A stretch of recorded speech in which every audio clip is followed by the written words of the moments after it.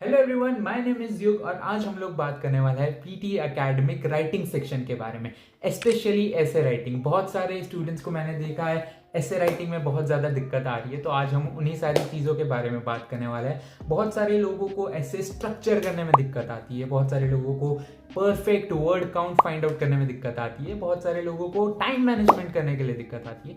तो इन्हीं सारी चीज़ों के बारे में आज हम लोग बात करने वाले हैं और सारी स्ट्रैटेजीज को आज हम लोग एक्सप्लोर करने वाले हैं। पॉइंट बाय पॉइंट हर एक चीज़ को आज हम लोग एक्सप्लोर करने वाले हैं और देखने वाले हैं कि भाई क्या है ऐसी चीज़ है जो आपके स्कोर्स को रोक रही है बढ़ने से इन ऐसे राइटिंग सेक्शन। और एंड तक इस वीडियो को देखते रहिएगा क्योंकि मैं आपके सामने एक लाइव एग्जाम्पल सॉल्व करने वाला हूँ, कैसे आपको अटेम्प्ट करना है स्टेप बाय स्टेप। हर एक चीज़ को हम लाइव देखने वाले हैं आपके सामने। मैंने कैसे अपनी एग्जाम में किया था, आप कैसे अपनी एग्जाम में कर सकते हो।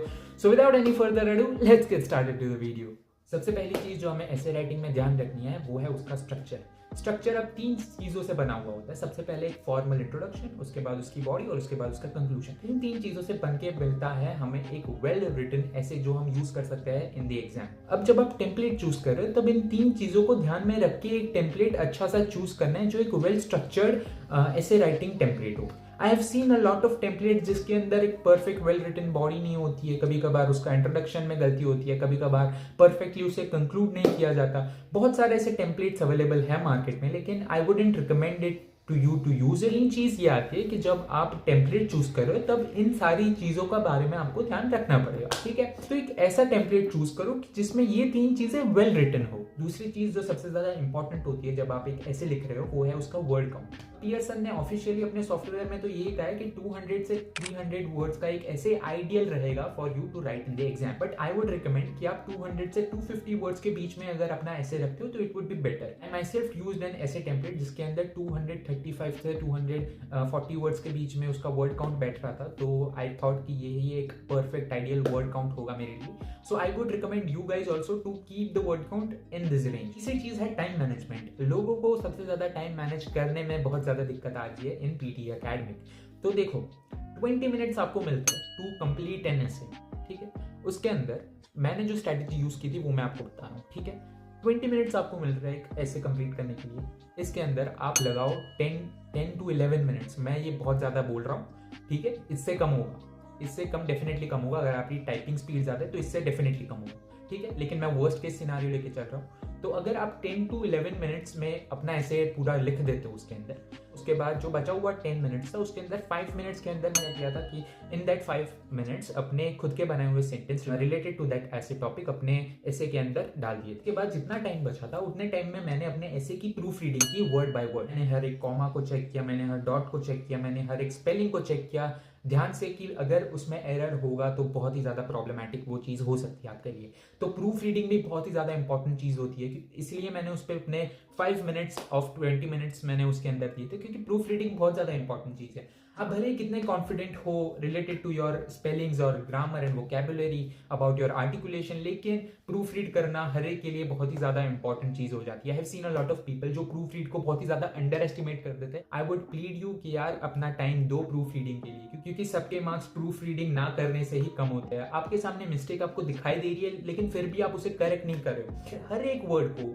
चाहे एक कॉमा ही क्यों ना, चाहे कोई डॉट ही क्यों ना, हर एक को अच्छे से प्रूफ रीड करना है और उसके बाद सबमिट करना है। So here in front of me खुल चुका है एक ऐसे राइटिंग का स्ट्रक्चर, और ये एक सामने मेरे टेम्पलेट है जो मैंने अपने एग्जाम में यूज़ किया था। इफ़ यू वांट आप भी ये टेम्पलेट को डेफिनेटली यूज़ कर सकते हो। सो आज का ये ऐसे राइटिंग का टॉपिक है स्पोर्ट्स सैलरी, जो कि एक फेब्रुअरी प्रिडिक्शन है।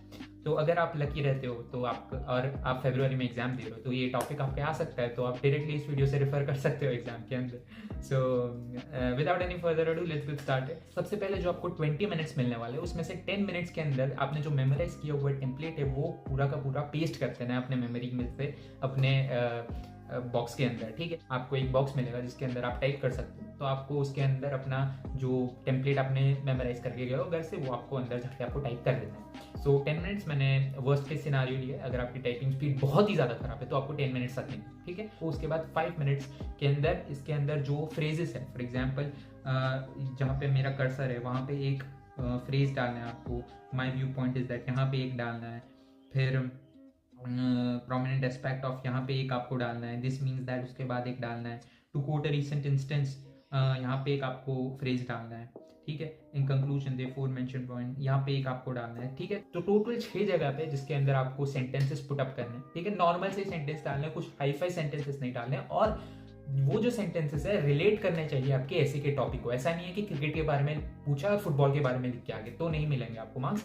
क्रिकेट के बारे में पूछा है तो भाई क्रिकेट के बारे में ही लिखना है आपको। तो सबसे पहले आज का टॉपिक है sports salaries in today's complex world, numerous issues and topics are subject to debate. One such topic is the rise in the salaries of the athletes, ठीक है।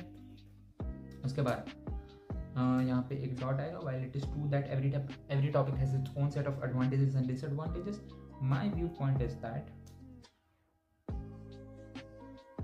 एक अपने दिमाग के अंदर एक नॉर्मल सेंटेंस फॉर्म करने की कोशिश करनी है, अपना व्यू पॉइंट दर्शाते हुए कि भाई इससे मेरा क्या मेरा POV है।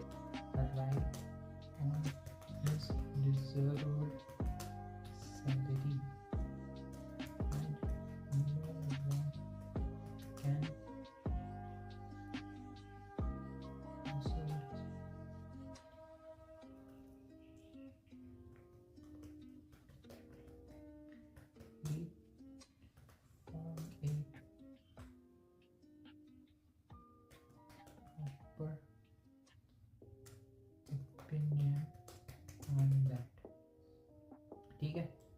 This essay will explore various scenarios of the topic and demonstrate my viewpoint in a logical narrative, ठीक है। यहाँ पे कॉमा के बाद आई थिंक 2 स्पेसेस है, तो एक स्पेस कर देते हैं, ठीक है। In today's complex world, numerous issues and topics are subject to debate. One such topic is the rise in the salaries of the athletes, ठीक है। ओके, तो यहाँ पे मेरे को एक मिस्टेक लग रही है, ठीक है। यहाँ पे सैलरी होगा,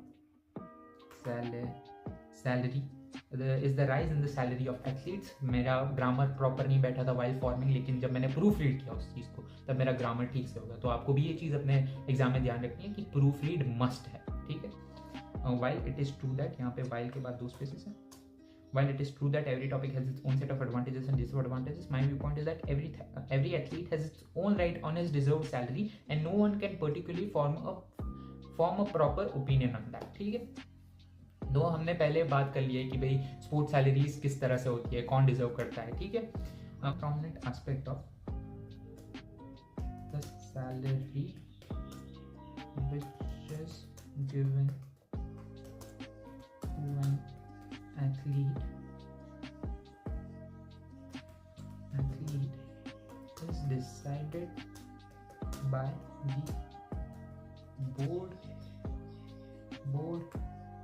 of कि भाई स्पोर्ट्स सैलरीज डिसाइड कौन करता है कोई एथलीट के बारे में। ये बेसिक सी चीज़ है कि भाई स्पोर्ट्स सैलरीज जो डिसाइड करने वाली एक कमेटी होती है वो उसका बोर्ड होता है। फॉर एग्जांपल क्रिकेट की बात करें तो क्रिकेट का बोर्ड होगा, फुटबॉल की बात करें तो फुटबॉल का एक अपना बोर्ड होगा। सैलरीज जो डिसाइड होती है हर एक स्पोर्ट्स पर्सन के लिए वो होती है, वो की जाती है बोर्ड के द्वारा।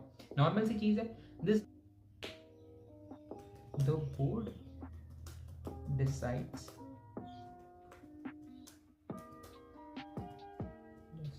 लिखा है कि this means that the board decides whether the salary which is given to the person is justified और नॉट। कि भाई बोर्ड ही एक अल्टीमेट बॉडी है जो स्पोर्ट्स पर्सन की सैलरी को डिसाइड करने वाली है। अब तीसरी चीज आ जाती है to quote a recent instance, to quote एक एग्जाम्पल हमें बता देना है, ठीक है। फिर एक अपना एक एग्जाम्पल दे देना है कि भाई स्पोर्ट्स सैलरीज किस को हमने दी थी, तो हमने यहाँ पे लिख दिया कि भाई हमने बात की है क्रिस्टियानो रोनाल्डो की। वो बहुत ही ज़्यादा फेमस बंदा है फुटबॉल के अंदर, तो हमने उसकी एक एग्जाम्पल दे दिया हमने कि भाई वो जो था वो बहुत ही ज़्यादा अच्छा परफॉर्म कर रहा था, उसके वजह से उसकी सैलरी बहुत ज़्यादा थी। उसके बाद आ जाते हैं भाई कि in conclusion the four mention point justifies my view point. Secondly one notable feature is that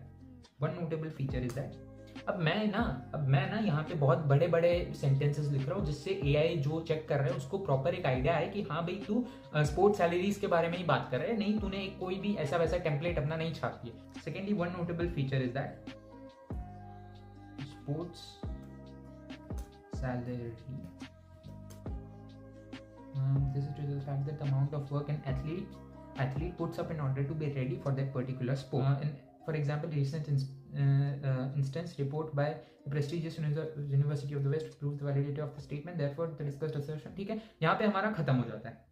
सारे फ्रेजेस जो है हमने फाइनली पुट अप कर दिए इस टेम्पलेट के अंदर, और आप देख सकते हो उसके अंदर इसके बाद हमें प्रूफ रीडिंग करनी है, हर एक चीज़ को वर्ड बाय वर्ड हमें प्रूफ रीड करनी है, ठीक है।